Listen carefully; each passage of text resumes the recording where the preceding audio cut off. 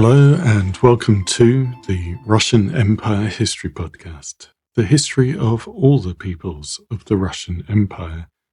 I'm your host, JP Bristow, and this is Season 1, The Forest, the Steppe, and the Birth of the Russian Empire, and Episode 69, Batu Consolidates. Before we begin, a quick note for subscribers. I know you've been waiting, and the next members episode is finished and will be released sometime in the next week. It's the longest one so far, which I hope makes up for the delay. The Mongols had conquered the Deshti Kipchak, broken Rus, and subdued the North Caucasus, but they had still not taken control of the entirety of the Western Steppe, and this remained their number one target. As we've seen, the attacks on the Rus were strikes north out of the steppe, followed by a return to the steppe, where they continued to pursue their main objective. At this point, it's best to regard the Mongol strategy as attacking Rus to secure their presence in the steppe. They knocked out the main cities near to the steppe, Vladimir, Chernihiv, Kyiv, Pereyaslav, which had played the key role in projecting Rus power into the steppe, but it would take several years for the Mongols to actually establish their administrative presence in these knyazhestva. In the Caucasus, the Mongols moving south met up with another force led by Chormakhan, who had been dispatched earlier to loop around the south, conquering Azerbaijan, Armenia, and Georgia. The meeting was delayed by the Alans, who put up fierce resistance for several months before eventually succumbing.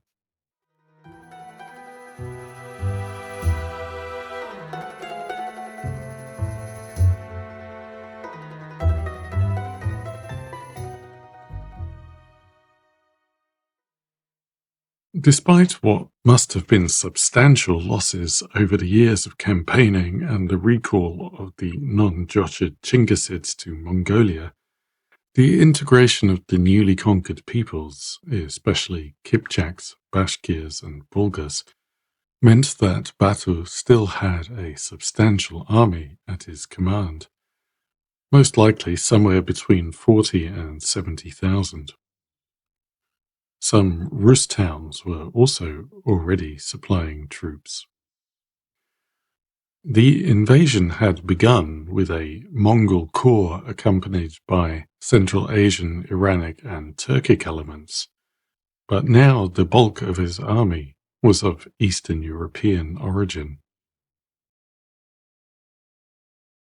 The departure of the other Chinggisids could have been a reason to call off further campaigns to the west, but Batu still saw his main goal as taking the whole of the steppe, and that meant going as far as Hungary. As we've seen with past waves of migration out of the steppe, their ultimate destination was the plains of Pannonia, where a succession of steppe peoples had carved out a kingdom. There is some evidence in the records that the Mongols viewed the conquest of Pannonia as the final stage of completing their declared mission of uniting all the world's nomads. A western base in Pannonia would also make the Mongols neighbors of a sedentary Europe with a far greater population density than Rus had at the time, making access to the resources that nomads wanted from sedentary civilizations easier. At the time, Hungary was also a major power in Eastern Europe, a refuge for Kipchaks fleeing from the Rus, and now for Kipchaks fleeing from the Mongols. Therefore, there were concerns about it providing a rallying point for resistance to the Mongols, and maybe even a counterattack. Battle began as usual by sending Bela IV of Hungary messages demanding his obedience. He also sent messages to Frederick II of the Holy Roman Empire. This took place even before the destruction of Kiev. The messages probably gained new urgency when word of the fall of Kiev made it to the west. Frederick wrote to inform King Henry III of England, quote, "They conquered Kiev, which is the greatest city of the state, as well as the entire glorious state, killed its inhabitants and turned the whole country into a wasteland." End quote. The Pannonian steppe was partially shielded from the east by the Carpathian Mountains, and Hungary had potentially strong allies to the north and west. The Mongols also needed to leave troops behind in their newly conquered territories. They knew they were facing serious enemies. One of Ogeday's letters refers to the King of Hungary as a rich and strong ruler, commander of many soldiers, and administrator of a great state. According to Juwayne, the Mongols thought that one of the Hungarians' weak points might be arrogance, due to their large numbers, significance, and the power and strength of their arms. Spies were sent to gather intelligence. 2 were captured and questioned by the Hungarians. An Englishman arrested in Austria said that he worked for the Mongols and that he'd been visiting the King of Hungary as a messenger from the Great Khan. The successful intelligence missions meant that the Mongols knew everything about Hungary's defences, armies, and morale before they set out, including ongoing disputes between the king and his nobles.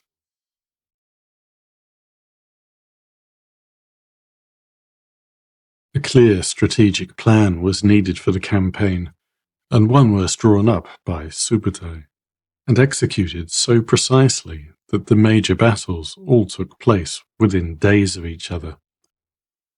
The Arab historian Al-Umari wrote that the plan was inspired by the Khan's hunt, a training exercise used by the Mongols.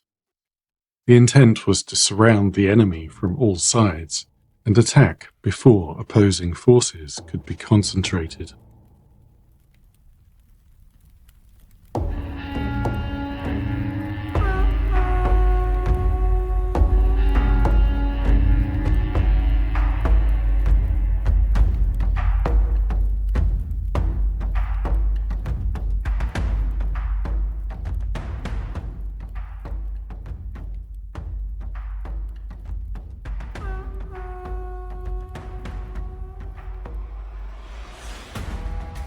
Batu took personal command of a small force that went across the mountain passes, pushing through fortifications of sharpened tree trunks the Hungarians had placed at choke points to block the routes. They were in Hungary, storming the border fortresses by the 12th of March. Meanwhile, Kardan and Bucek led another force from the south, going through Transylvania and Wallachia, which was the traditional route nomads followed from the steppe in the east to Pannonia. And Orda took a large contingent, 2 or 3 Tumans, via Poland. Subutai stayed behind Batu with the reserve forces. Orda's contingent defeated a force trying to block them from entering Poland at Khmelnyk, and then burned Krakow on 24th of March. On April the 9th, after a series of major battles, Orda destroyed a combined Polish-German army at Legnica and killed Henry II, the Pious, of Poland. The battle was a classic Mongol set-piece. The Silesian cavalry kicked it off by attacking the Mongol vanguard, which retreated, separating them from the Polish infantry. The Mongols used a smokescreen to conceal their movements, pinned the Poles with heavy cavalry assaults from the front, while light cavalry released volley after volley from the flanks. Estimates of losses range from thousands to basically the entire army. Wenceslas I of Bohemia had been heading to join the Poles, but on the news of the defeat he turned back to look for reinforcements. A Mongol diversionary force found him in Lower Silesia. They were drastically outnumbered, but sufficient to keep the Bohemians tied up. The Poles were out of the fight. With the risk neutralized, Orda turned his army south into Hungary to join up with Batu.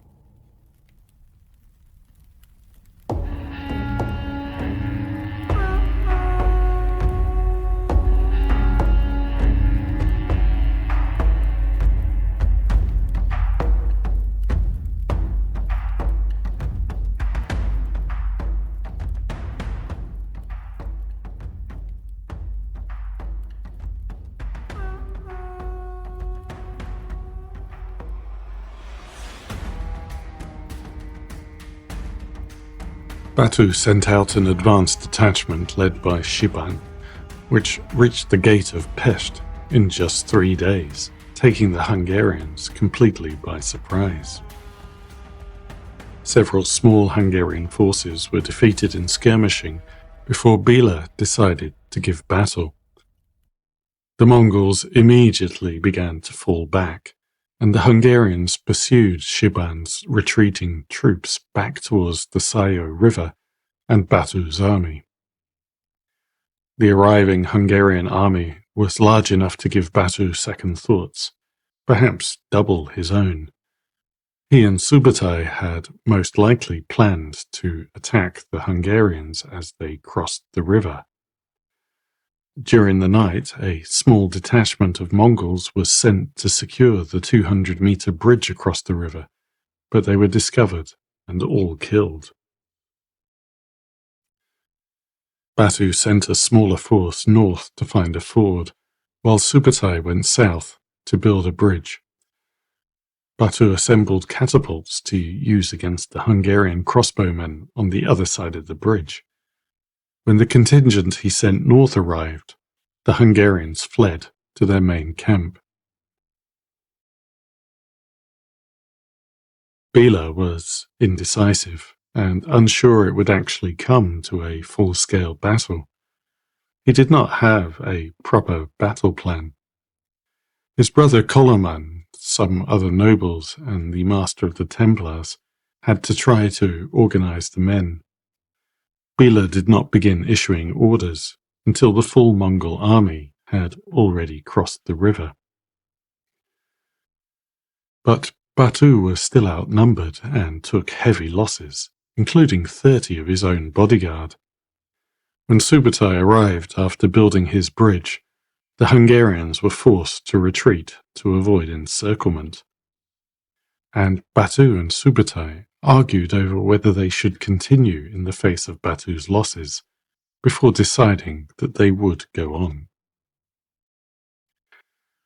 The continuing bombardment began to affect the Hungarians, and many soldiers were crushed by men trying to get out of the way of missiles. The king had little authority.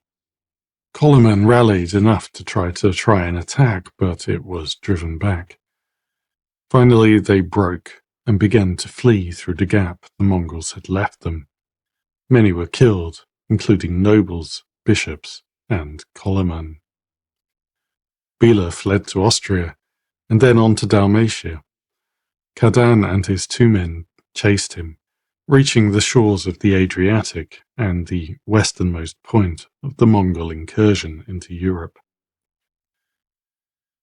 This battle, known as the Battle of Muhi, is sometimes cited as the first use of gunpowder weapons in Europe. We'll return to that, but for now I'll just note that there isn't a consensus opinion on this. The Mongols were using smokescreens, flaming arrows, and maybe something like Greek fire, but the word used in the records for projectile weapons is the same whether the projectile is thrown by gunpowder or whether it's a catapult.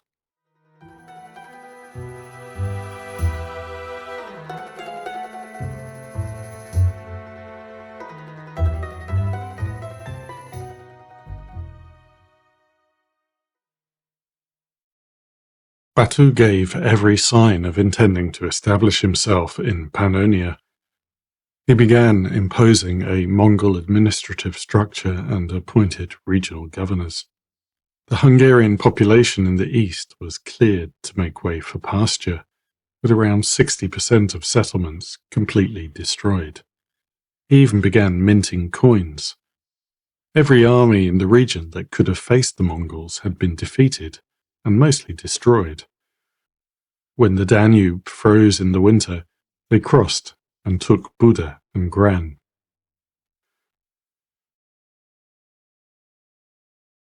But the following year, when Batu ordered his troops to take another couple of dozen Hungarian towns and cities, they failed. It was the first time since the initial forays into the west that this had happened. There's been a lot of debate over the centuries about why the Mongols stopped their westward expansion. To many of the contemporary writers, their appearance was completely unexpected and ascribed to divine intervention. The steady run of victory after victory from the fall of Volga Bulgaria to Pest, and destruction of Polish, German and Hungarian armies, which seemed to leave the way open to keep going, made the fact that they stopped and then went back inexplicable to some. Hidden reasons were sought, or it was put down once again to divine intervention. The most likely reason is that the losses along the way had made the Mongol corps too small. The army was exhausted. Muhi had seen serious losses once again. By the time Batu establishes himself back on the Volga, the usual estimates put the number of actual Mongols in his horde at just 8 to 13,000. Although the Mongols were experts at integrating their subject peoples into their forces, it was inevitable that these new recruits did not have the same level of training, horsemanship, speed, and other skills that the Mongols had trained since childhood. Even the other steppe peoples, like the Kipchaks, had never had anything approaching the level of discipline the Mongols had.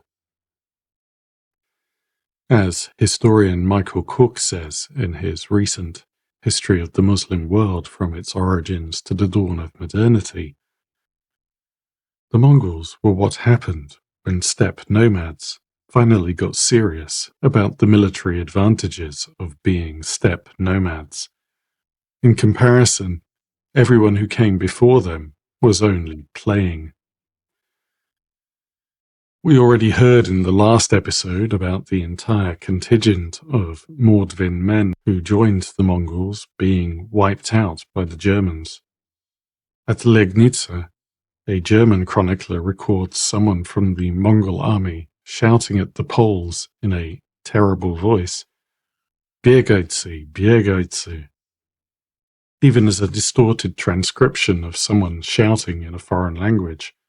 The Poles and any other Slavs would have understood the message. Run, run. Discipline was clearly cracking.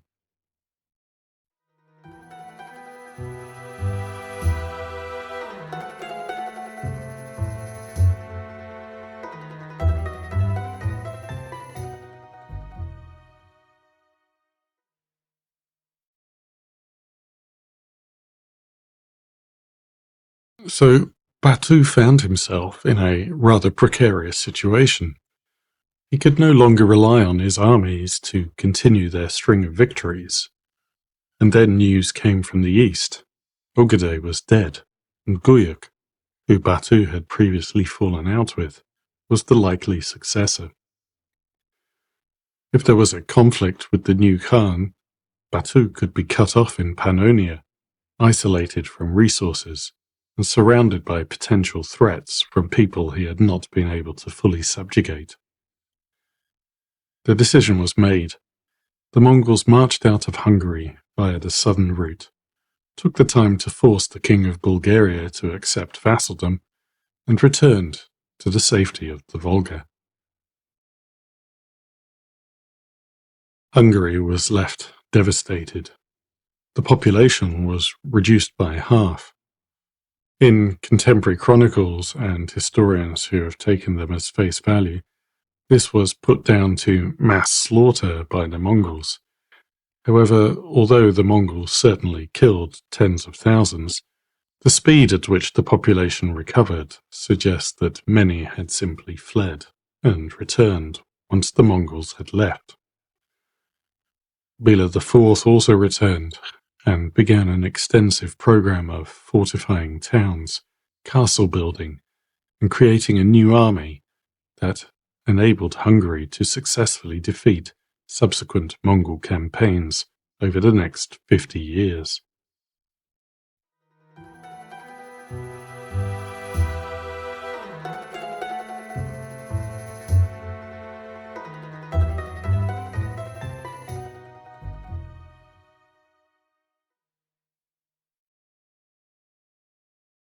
Like previous steppe rulers, Batu set up his base on the Volga. He did this for the same considerations that others had followed.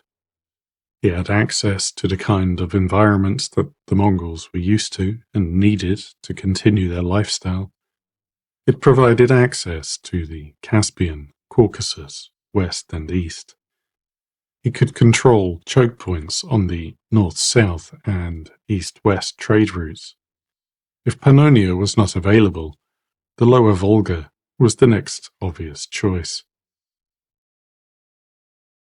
It's often stated that Batu and the Mongols abandoned their push to the west because the death of Ogedei meant that they had to return to Mongolia for the Kurultai to choose the new Khan. Although the succession was certainly a factor that Batu considered when choosing to return to the Volga, he never returned to Mongolia and did not attend the Kurultai, so this at least is not true. One reason not to go was because he was expecting trouble if Guyuk was elected as expected, and it turned out that he was correct. After a period of political horse trading and maneuvers, Guyuk was elected as the new Khan in 1246, and in 1248 he declared war on Batu.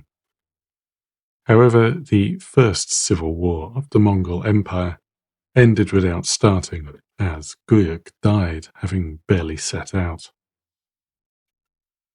The next succession was far more favourable to Batu. With the support of Batu and the majority of the other Chinggisids from the western campaigns, Möngke was elected as the new Great Khan. Unfortunately, Möngke did not last for long either.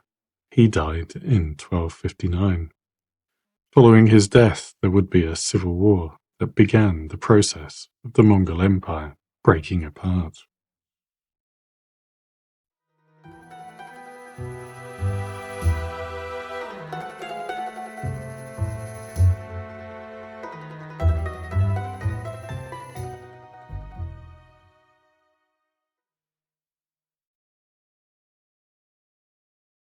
Batu imposed Mongol administration on his newly conquered lands. For the people of the Deshti Kipchak, this was an inclusive process that did not discriminate against anyone and affected everyone. Semi-nomadic societies of Bulgaria and the North Caucasus, which both farmed grain and maintained mobile herds of cattle, were included. The population was divided into tumens. Those tumens were divided into thousands, thousands into hundreds, and the hundreds into tens. The new divisions and subordinations were done how the Mongols saw fit, regardless of previously existing tribes, clans, or states. All were subject to the same centralization and integration. Each 1,000 had an appointed commander who administered the territory where his people lived. There were a lot of these. The Mongolian records mention 88,000 of them during Chinggis Khan's lifetime alone. The commander of the 1,000 was responsible for mobilizing men for the army and ensuring that each arrived on a suitable horse with the appropriate equipment. He had to ensure that the postal and transportation systems operated properly and had everything that they needed in his territory, and to supervise the work of his people in these areas. The 1,000s were not only intended to break up and replace the pre-existing social order of the newly conquered peoples, they were also aimed at breaking up the tribal system of the Mongols themselves and forging them all into a united people. The Rus were not part of this process. They had Darugachi, or Bashkaks, as they're called in the chronicles, appointed. These officials represented the Khan in their districts, collecting taxes and tribute and resolving conflicts. The status of the Rus in the early years of Mongol rule is rather unclear. Before the breakup of the empire, knyazes of Vladimir, seeking Mongol recognition of their authority, had to travel to Karakorum to receive their Yarlik, the symbol of authority, from the Great Khan. As the empire began to break up, they started receiving their Yarlik from the Jochid Khan. Minor knyazes had always received their Yarlik from Batu. In these first few years, a regular tribute had not been imposed, so the knyazes were not formally vassals. Defeat by the Mongols did not automatically lead to a change of political status. Tribute only came once the Mongols had carried out a census. The first censuses in Rus were carried out in Kyiv and Chernihiv in 1246, after which these knyazhstva formally became vassals of the Mongol Empire.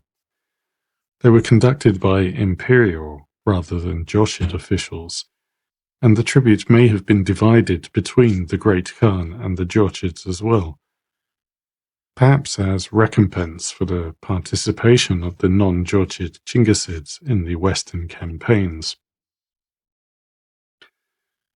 In the knyazhstva that did not border the steppe, the census came much later. Smolensk, for example, had its census and the imposition of tribute only in 1275, more than 30 years after the fall of Kyiv. So while the Rus knyazhstva became vassals of the Jochids, they were not part of the Ulus of Jochi as such.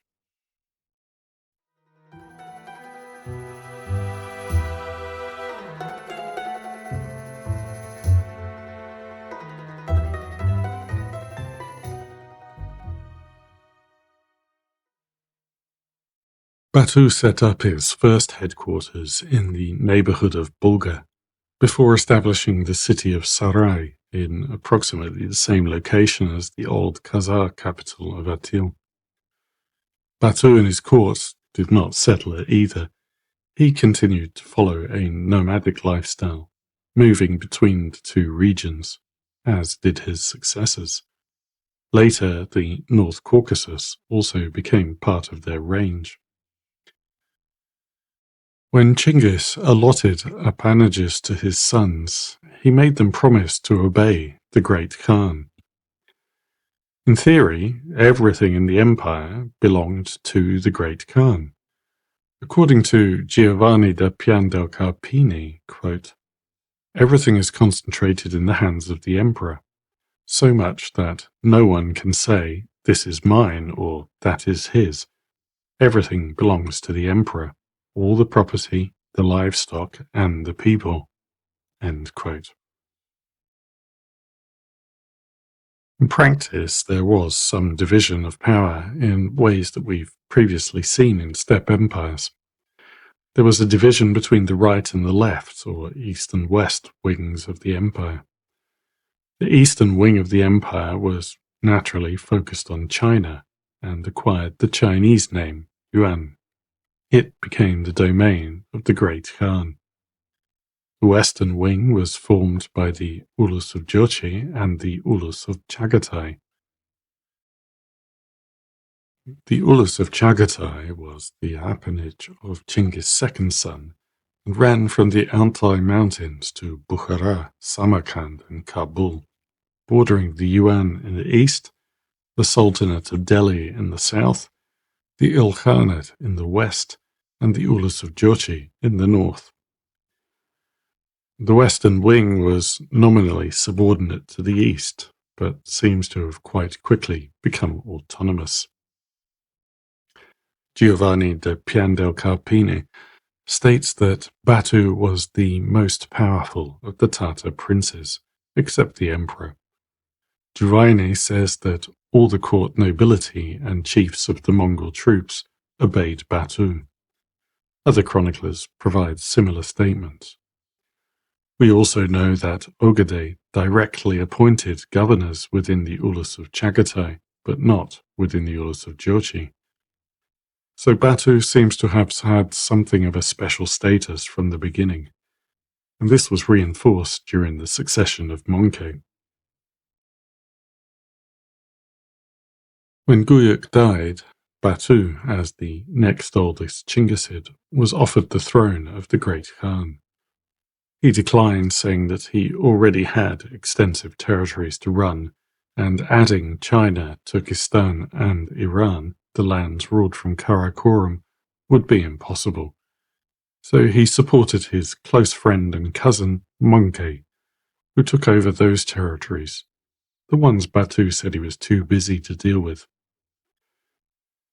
Batu continued to acknowledge the authority of the Great Khan in certain areas, primarily diplomatic relations, and the Great Khan sent tax officials to the Ulus of Jochi. But Batu was a close second in authority.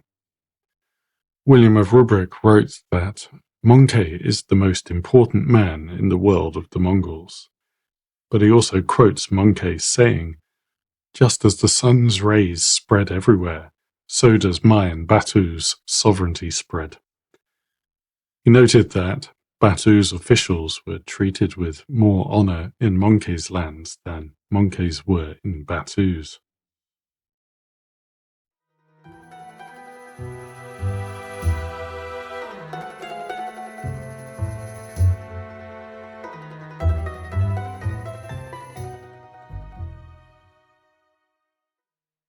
When Batu died, he was succeeded by his son, Sartak, who travelled back to the east, where Möngke recognized him as holding all the authority of his father to command his troops and rule his lands. He was declared to be second to the Great Khan and allowed to return home. Sartak had the right to issue his own laws, so long as they did not contradict the laws of Chinggis Khan, the Yasa. In the event, Sartak was short-lived and was succeeded in 1256 by his uncle Berke, who assumed the same authority and even attempted to assert his power over the new Ulus of Hulagu in Iran and Mesopotamia. In 1260, Kublai Khan defeated his brother Arik Böke in the contest for the eastern wing of the empire and the throne of the Great Khan. Berke had supported Arik Böke. One of Kublai's first acts was to affirm the appanages. He declared that Hulagu would rule from the Amudarya to the gates of Egypt. From Altai to Amudarya would belong to Chagatai's grandson Algu, while Kublai himself would rule from the Altai to the Pacific Ocean. He did not mention the Ulus of Jochi, where Berke's position was secure, although a small part of its Central Asian territory went to the Ulus of Chagatai. Maybe nothing needed to be clarified. Maybe he was not able to project his authority that far. The transition marked the effective independence of the Georgids. Political rivalry was already clear, but greater differences would start to appear. The eastern wing of the empire would become increasingly Sinicized and influenced by Chinese and Jurchen traditions of governance. Buddhism would become influential in the east, while the western wing adopted Islam. When Monkey died, the Georgids did not join the Kurultais to settle the succession. It was not yet a full break, as the unifying authority of the Chinggisid clan was still acknowledged, and in the late 1260s the Georgids provided troops for Kublai's campaign against the southern Song when he asked them to.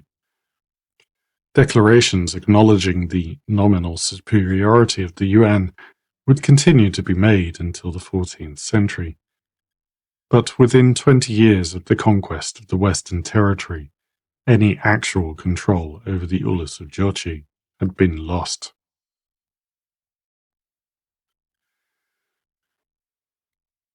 Berke's successor, Mengu Timur, ordered that his name replace the Great Khan's on coins minted in the Ulus of Jochi. After the 1250s, the knyazes stopped travelling to Karakorum to get their yarliks from the Great Khan and started going to the Khan in Sarai instead. Menke Timur also issued the Metropolitan's yarlik, confirming his authority in Rus. Mongol rule in Rus took different forms. In the east, the Grand Knyazes of Vladimir submitted and ruled as vassals of the Mongols. Their rivalry for the support of the Mongols eventually leads to the emergence of Muscovy and then Russia. In the west, Daniil of Galicia attempts to avoid submission and maintain his own authority as king. Galicia will go on to play a key role in the emergence of a Ukrainian identity. The paths these two follow are often seen as laying the foundations for future differences. But how different were they really? Join me next episode as we look at the life of Daniil of Galicia. Thank you for listening, and until next time, goodbye.